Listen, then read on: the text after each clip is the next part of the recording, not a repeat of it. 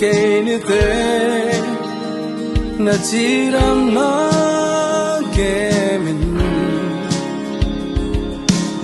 bisagin kwal zona namaya hongal dimde tungen hanja hanjam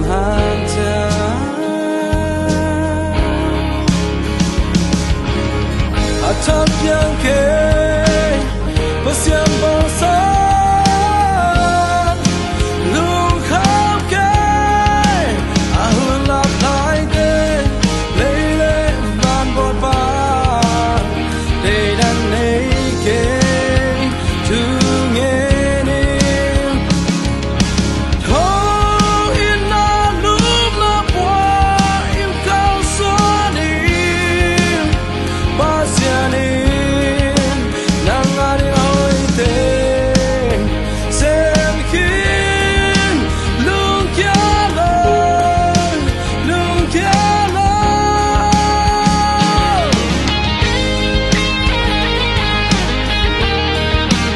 lung kya lo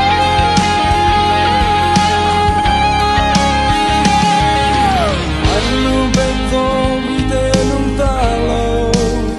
pasian kam lo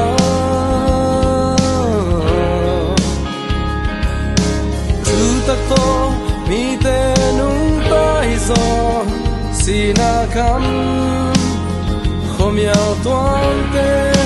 kho ba gong ta li atap yang ke pasian bo sa lung khap ke ahun lap lai ke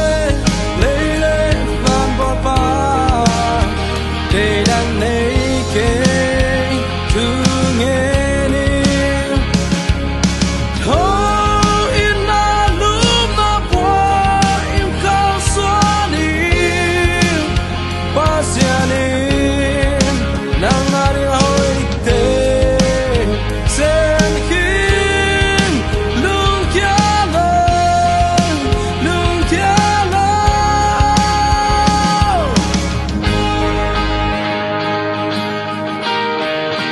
lung kya lo lung kya lo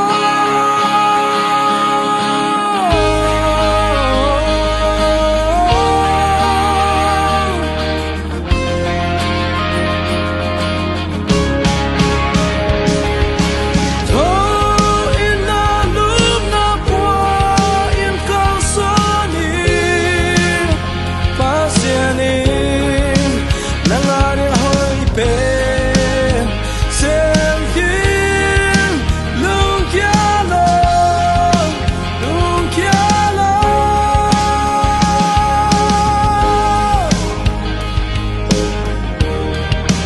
lung kya lo lung kya lo an lung bek to mi te nung ta lo pasian kam ma tu tak to mi te nung ta zo sina gam su khom yal tuam te kho va khong tang di